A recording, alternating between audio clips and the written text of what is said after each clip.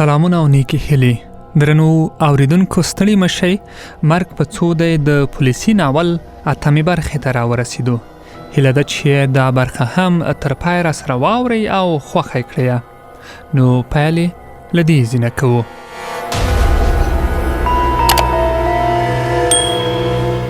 له موږ نه مخکې کس شاته راوکتل.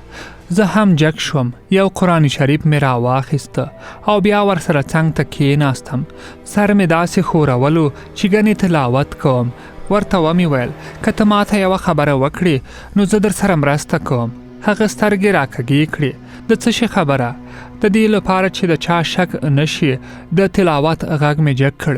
بیا مې ورته په ټیټ غږ وویل تیمور له تا نه د پور بدل کې څه غواړي؟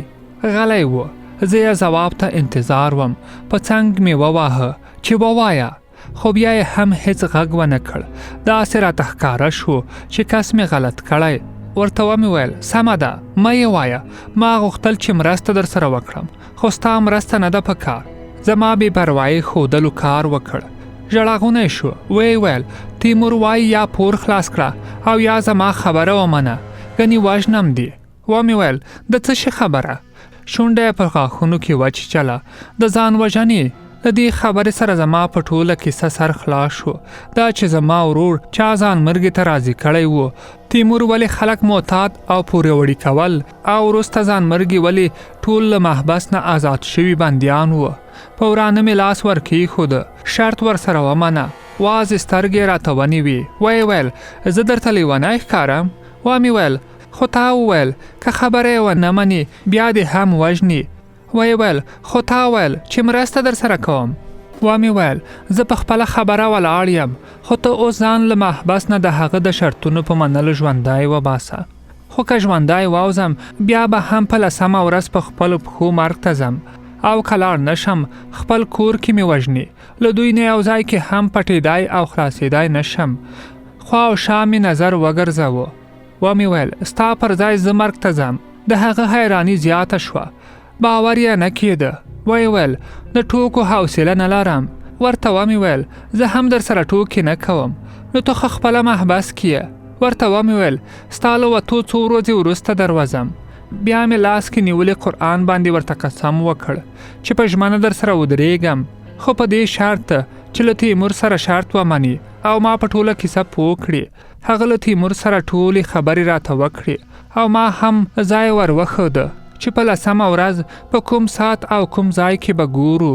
د بلال له محبس نه د وتو درېیمه ورځ وه، خو زه نه پوهېدم چې څنګه وکړم. د مشورې هم څوک نه ول.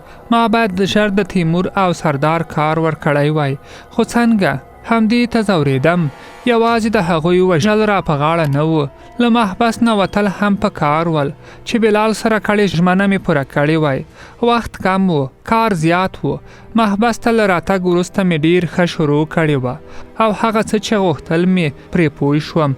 له وخت مخکې او بې له کومې ستونزې پرې پوه شوی وم، خو اوس کیسه بیخي سخته شوې وه او نوره هم سختېده. پریشانۍ وړی وم چې دروازه را وټکېده او بیا یو سړی را ننوته. شیرین ماما، ارمان او طارق ورسره ستړي مشي وکړل او ما ته یې هم لاس را کړ. هغه په وجود قوي او لوړ تور رنګی سړی و. شیرین ماما زه ور وپېژندم او ما ته یې هغه را وپېژنده چې سرتاج نومېده. ارمان ورته له ترموز نه د چایو پیاله ډکه کړه، خو هغه وویل چای نه څښم. په سترګو کې نا آرامي ښکارېده. لاسونه یو بل کې وروستي وو. زما یې پر لاسونو شنو خاپونو او خالونو ته سترګې شوې.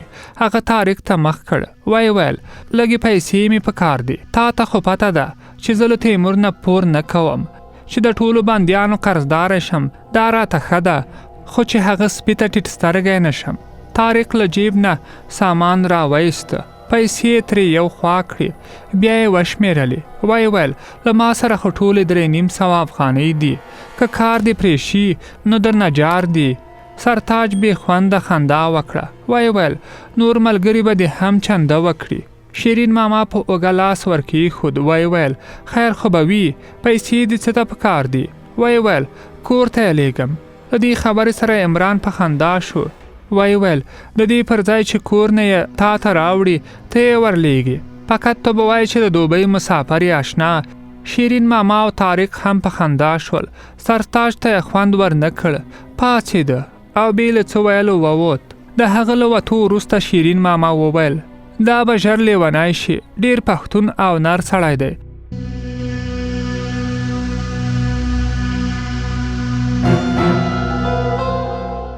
زما ورته سخت زړه سوځي. ټول عمر بند اسانه خبره نه ده، مرګ ترې اسانه دی. بیا کوټه کې خاموشي شوه. ما سګرټ بل کړ او بیرته د خپلو فکرونو او اندېښنو کور ته ننوتم. له ډېر فکر وروسته راته یوه پیکه هیله پیدا شوه. دا چې سرتاج به زما غوښتنه ومني که نه، نه پوهېدم. خو داسې مې ګڼله چې مجبور انسان هر څه مني، ځان وژنې هم او د بل وژنه هم، او بیا هغه هسې هم عمري بندي و. سزا به یې نوره څومره سخته شوې وای. د کور له ځورېدو خو به خلاص شي. له قاسم سره اړیکه ډېره ضروري وه او هم دې ته حیران وم چې سرتاج څنګه دې کار ته راضي کړم. بل سهار له لمانځه وروسته مې سرتاج ولیده چې له څو نورو کسانو سره د محبس د یو دیوال غاړې ته په جوړه شوې سیمټي لاره منډې وهلې. ورغلم او له هغه سره په لږه فاصله مې منډه شروع کړه. بیا مې له سرتاج نه مخکې کېدو سره ځان وغورځاوه. هغه ژر راجه کړم. سپینه زرفریاني یې اغوستې وه او خولې خولې وه. ویې ویل خوښ خو نه شوې ځوانه؟ ما ځان وڅنډه. ومې ویل خیر اوسې، ښه یم. منډه یې واخیسته. راځه. څنګ په څنګ ورسره په منډه شوم. هیڅ نه پوهېدم. خبرې څنګه شروع کړم. ومې ویل زه د شیرین ماما او طاقي یم. بله شپه چې راغلی وي. ترخه مسکا یې وکړه. ومې پېژندې. ومې ویل پیسې دې څه ته په کار وي؟ ویې ویل زوی مې د زړه تکلیف لري، ډاکټران وایي باید عملیات شي. بیا غلی شو. ویې ویل که ما پردي کورونه نه ورانولی، اوس به زما کور هم داسې نه ورانېده. اندېښنه مې شوه چې په څه جرم یې د ټول عمر بند سزا ورکړې. ومې ویل څه دې کړي چې عمر قید یې درکړی؟ لاړې یې توپ کړي. ویې ویل درته مې وویل که نه چې پردي کورونه مې ورانول. که هوښیار یې په نیمه پوه شه. منډه مې کراره کړه. ومې ویل زه دې د زوی د عملیات لپاره پیسې درکوم. ودرېده. باور یې نه کېده. ویې ویل دا خو به راباندې غټ احسان وکړي. ومې ویل د احسان لپاره یې نه درکوم. حیران شو. ویې ویل د څه لپاره یې راکوي؟ زه خو یې بیرته درته نشم خلاصولی. خبره مې په خوله نه راتله، خو زړه مې غټ کړ. بدل کې یو کار وکړه. ښکته پورته یې راته وکتل. د څه شي کار؟ بیا زړه نازړه شوم. ویل مې هسې نه همدا درته څه غم جوړ کړي. خو اوس خبره شروع شوې وه. ومې ویل ستا د زوی په عملیات څو افغانۍ راځي؟ لږ شیبه غلی و. ویې ویل ډاکټرانو ویل چې 3.5 لکه افغانۍ پرې راځي. بیا مې وویل او تا سره نشته؟ ویې ویل که را سره وای غم به مې څه و. ما ورته وویل نو بس زما کار وکړه. بې حوصلې شو. خو د څه شي کار؟ ووایه راته. ومې ویل د 2 کسانو وشل دي. غوسه شو. ملنډې مه وهه. ترې روان شوم. ومې ویل فکر پرې وکړه، په بل چا هم دا کار کولی شم. لږ ترې تللی نه وم چې راغږ یې کړ. صبر خو وکړه که نه وسړیه. زما ګمان سم و چې مجبور انسان هر څه مني. هغه له را رسېدو سره وویل خو په 3.5 لکه افغانۍ درته 2 کسان نشم وژلی، ځکه دې کار کې به څو نور ملګري هم را شریکوم. ما ژر وویل نو مرګ په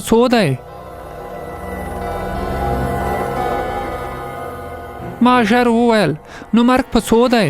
ښه شیبه غلی و. ځمکې ته یې کتل. بیا یې سر را جګ کړ. پوره 5 لکه افغانۍ به راکړې. بې له دې فکره چې پیسې به ورته څنګه پیدا کړم او یا چنې ورسره ووهم. خبره مې ورسره ومنله. غوښتل یې پوه شي چې څوک پرې وژنم. خو ما ورته وویل چې کله پیسې درته ورسېدي هغه وخت یې درښایم. ټینګار یې وکړ چې څومره ژر کیږي د پیسو غم راته وکړه او همدلته محبس کې به یې ورسپارم. ورته مې وویل د تلیفون غم راته راوکړه، زه به د پیسو غم درته وکړم. کوټې ته یې له ځان سره یوړم.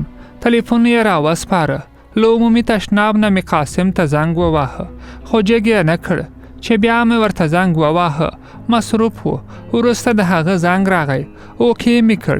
ویې ویل اورم څوک یې؟ ومې ویل د محبس په دیوال د کارغانو سیل کوونکی. ویې خندل ته باید ښکار وکړي. درنو اوریدونکو د مرګ په څو دی د ناول یا د پولیسي ناول اتمه برخه مو همدلته پای ته رسیږي. تر بلې برخې د الله پامان.